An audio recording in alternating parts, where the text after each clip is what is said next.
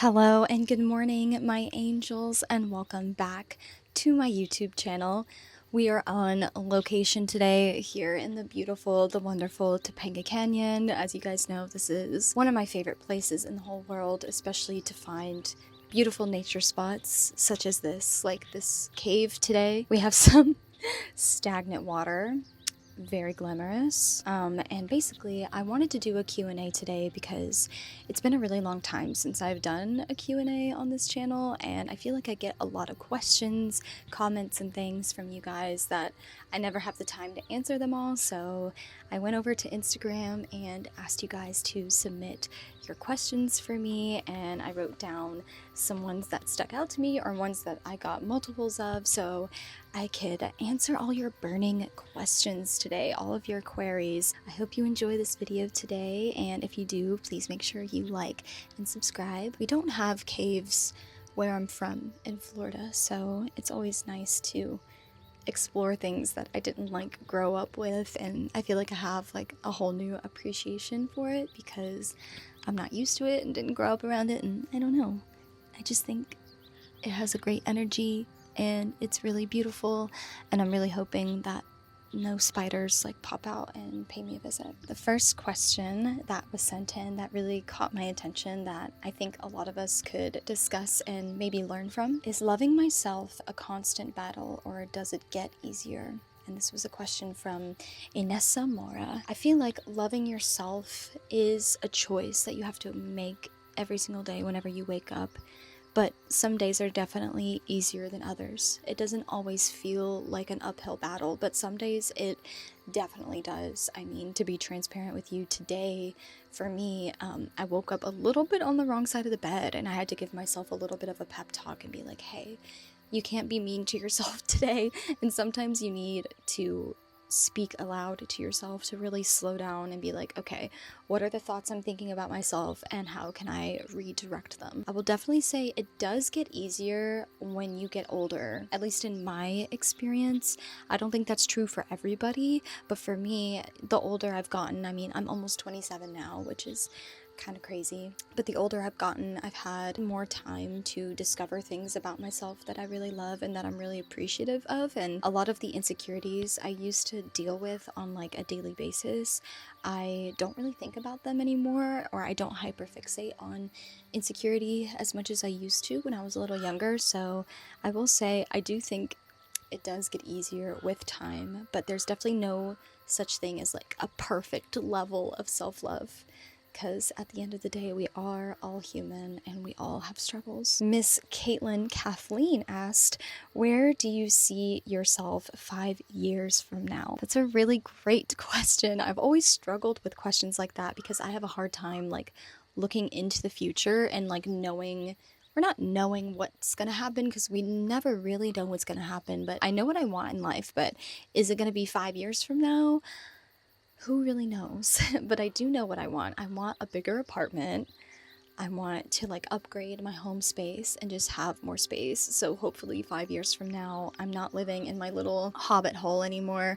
As romantic as that can be, I'm definitely ready for some more space. I hope 5 years from now, I'm still on YouTube, hopefully. I hope I'm still creating.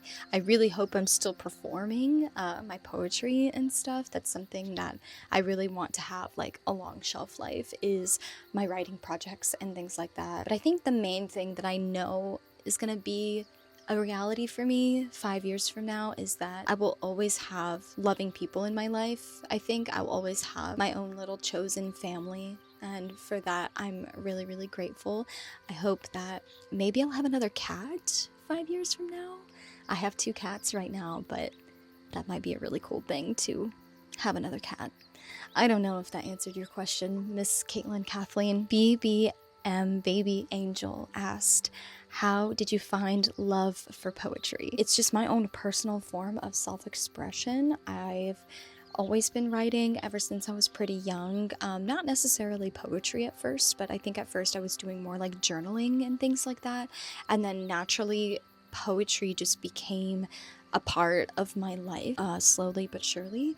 And I think my love for it just comes from the fact that it gives me a sense of confidence. I think the more I sharpen that skill, or the more you sharpen any skill, or if you pour into your passions, it does give you a little bit of a confidence boost. So I think that's what's really special about creating in general or writing poetry, is that it is a skill that I'm very, very proud of within myself. And I love it because I just love to express myself. I love words. I love the way they look and sound.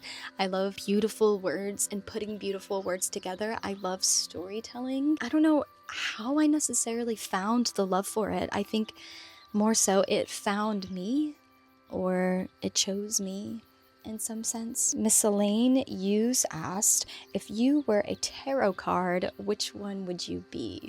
I love this question because I feel like there are no good or bad tarot cards. They all have a good and bad facet to them, but I think the tarot card that defines me the most would probably be the Star card, which is the Aquarius card, and I am an Aquarius, predominantly Aquarius. I have like a ton of Aquarius placements, so I think the Star card would be my tarot card representation of my soul. Cell Atlas asked, what is your MBTI? I am really curious about this. I am so glad you asked. I don't know if I ever talked about this on this channel. I don't think I've ever taken like an official test, but I did the little online test a few times and I got INFP every single time, which is the mediator, I believe. It's the mentally ill one with the flower crown.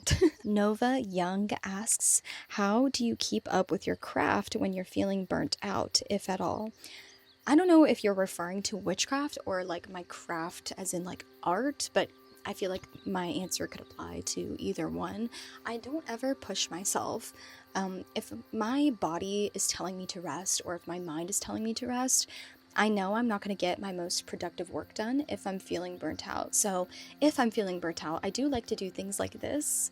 I like to come outside and reconnect with nature to recharge my energy. I really like to give myself the space to recharge, but sometimes in life we don't always have that space, especially since being on the internet is like a part of my job and things like that. But especially when it comes to witchcraft, you don't want to push yourself if you're feeling burnt out, just because your spell work might not come to fruition the way you're hoping that it would if you push yourself in that way, just because mind, body, and spirit should be really, really aligned anytime you're doing any kind of magic or ritual or anything like that. And your spirit guides don't want you to push yourself either.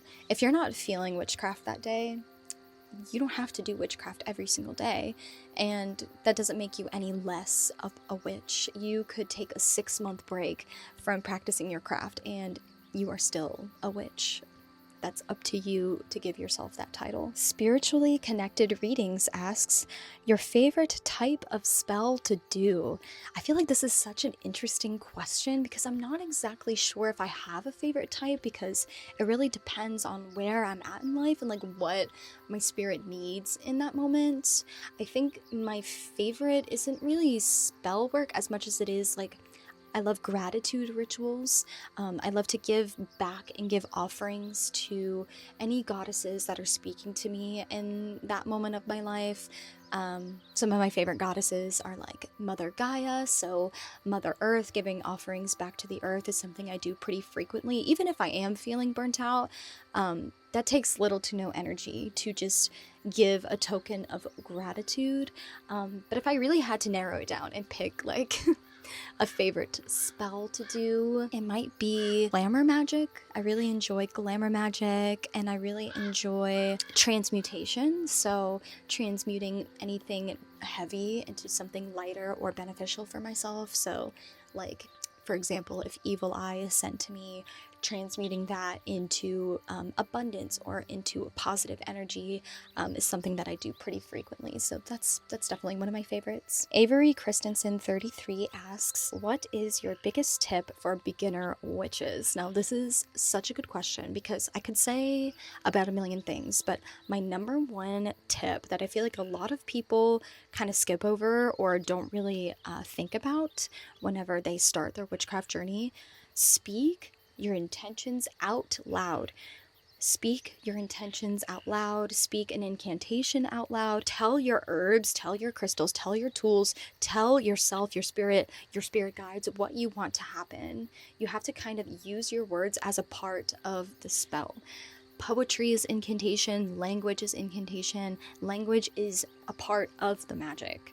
So if you want a spell to do something specific, you have to direct it with your words. So make sure you're speaking all of your intentions out loud over your spell work, over yourself. Old Hollywood Dreamin' asks, after living there for nearly 3 years, how do you feel about living in LA? What a fantastic question.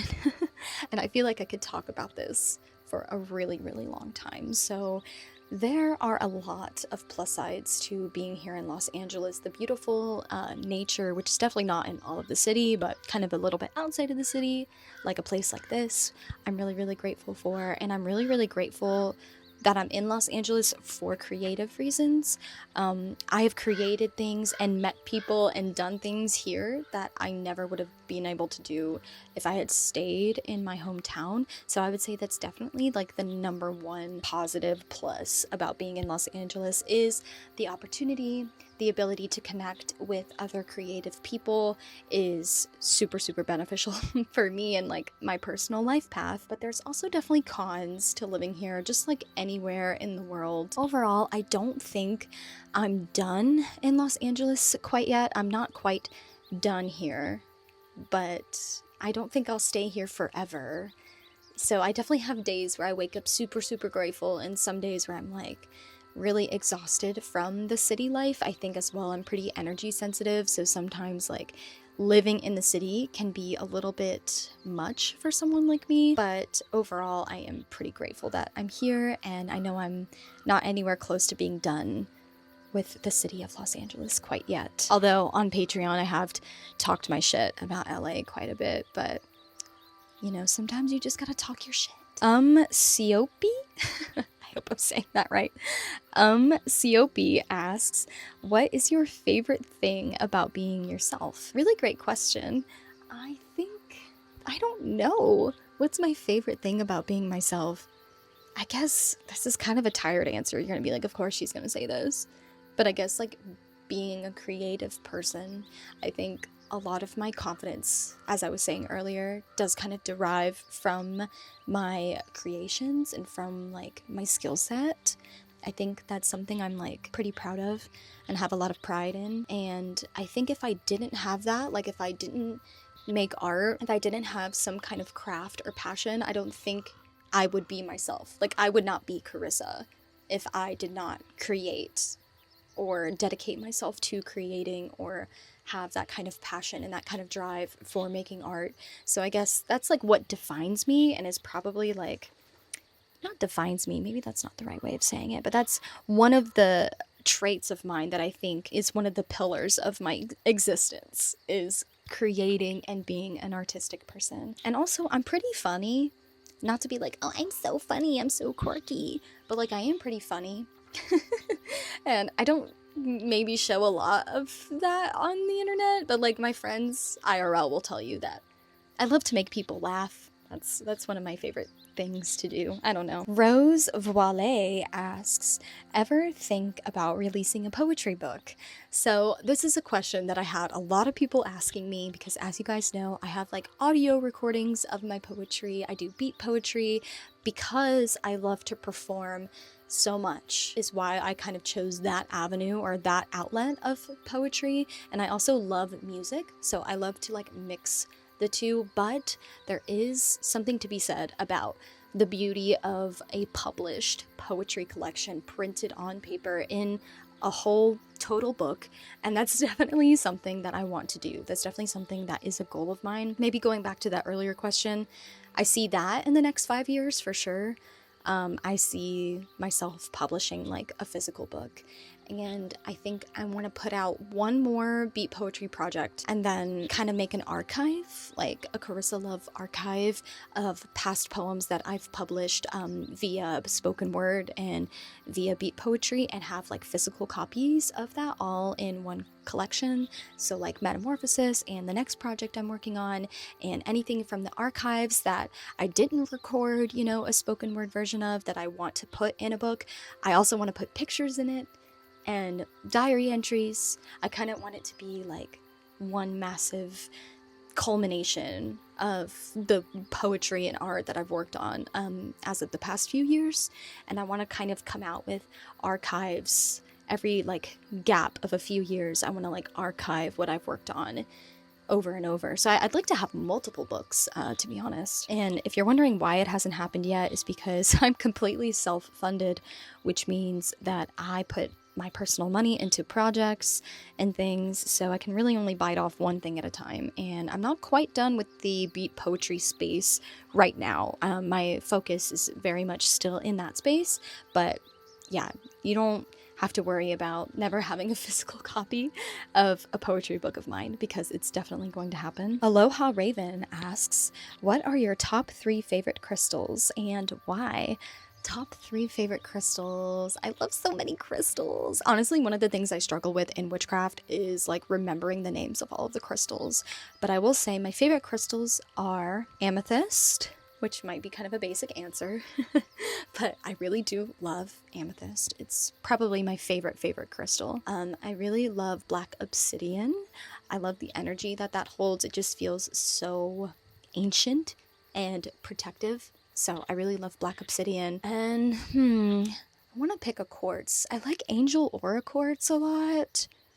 Yeah, I guess that's my top 3.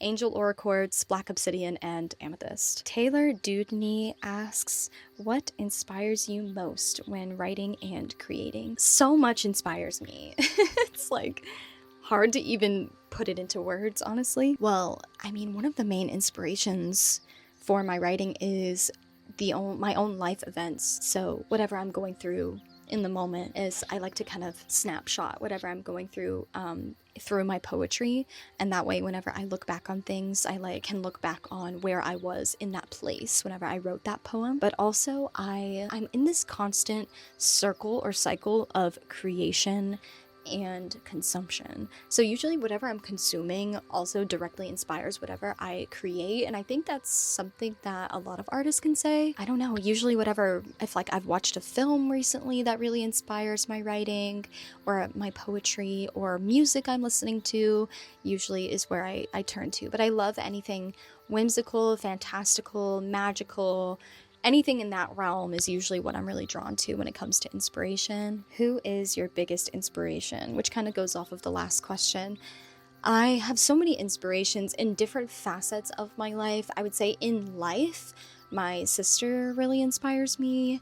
My friends really inspire me. The people I love really inspire me, and which is why I love them. I love, looking to other people for their strengths where I feel weak and things like that. So my closest chosen family and loved ones inspire me a lot. But artistically, I would say my biggest inspiration, it's really tough. I don't know if I can pick just one.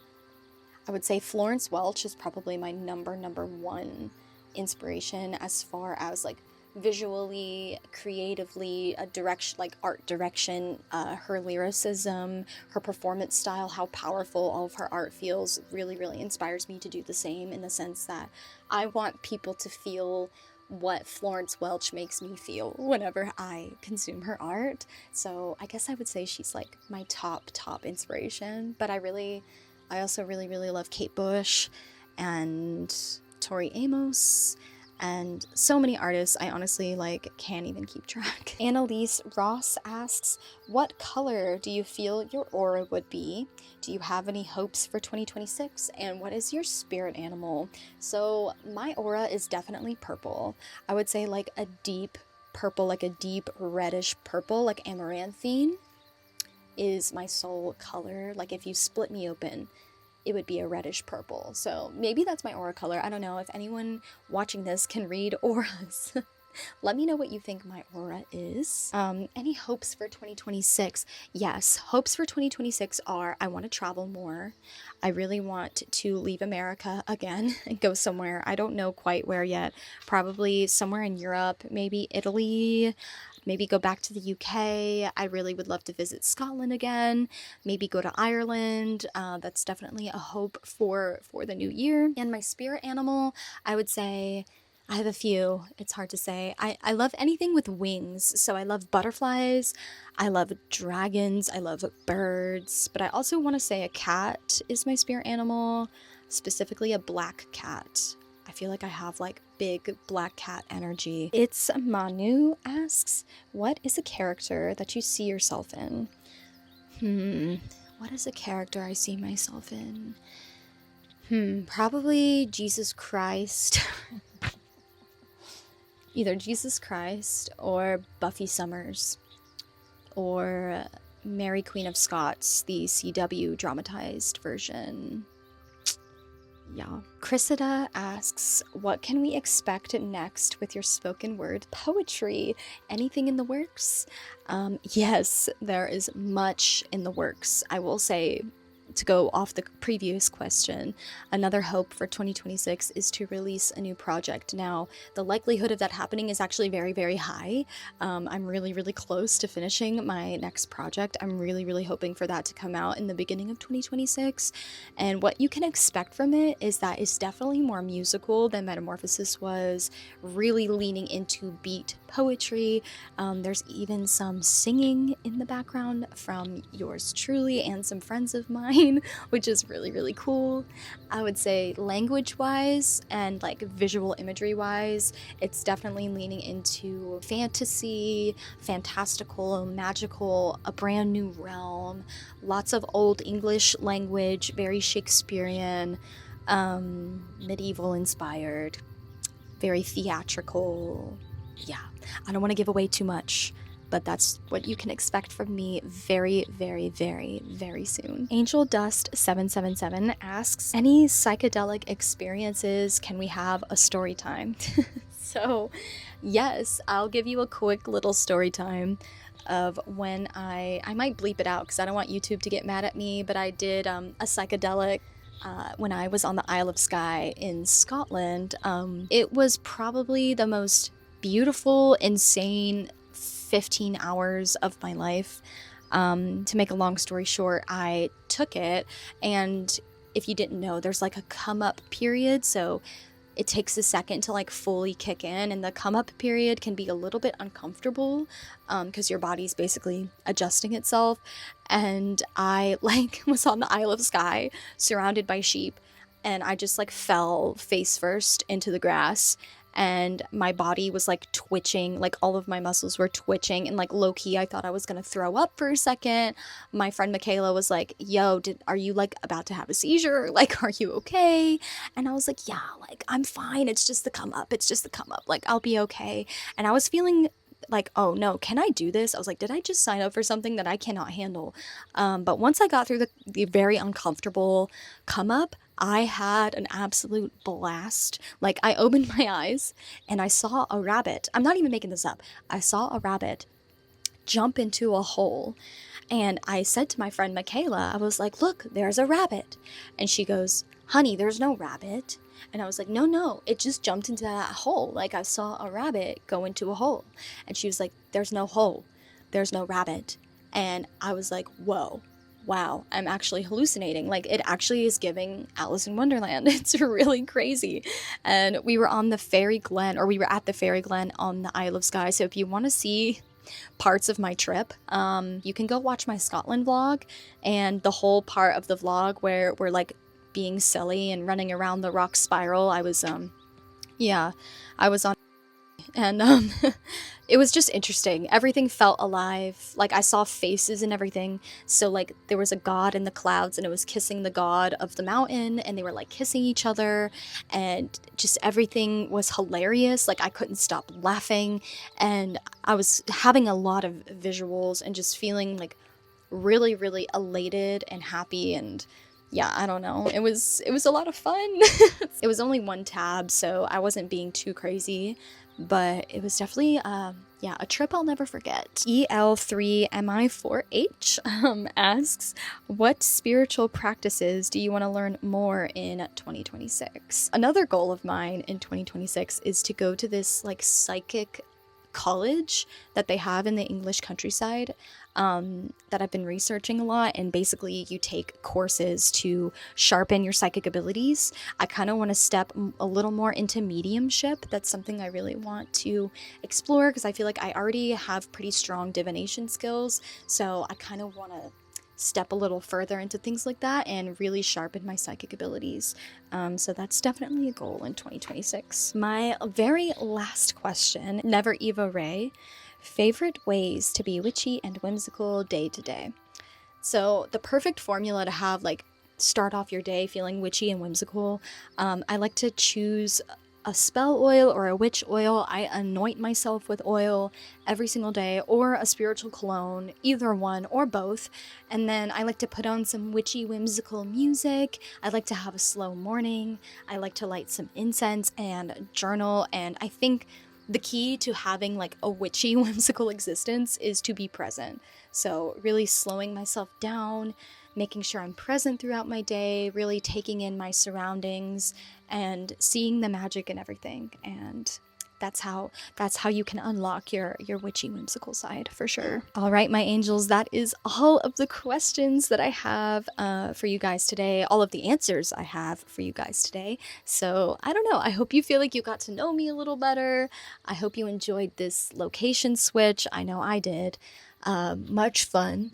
There's definitely spiders back here. Yeah, let's hope that there's not a spider in my hair or something. But I love you guys so much, and I will see you the next time. Bye-bye.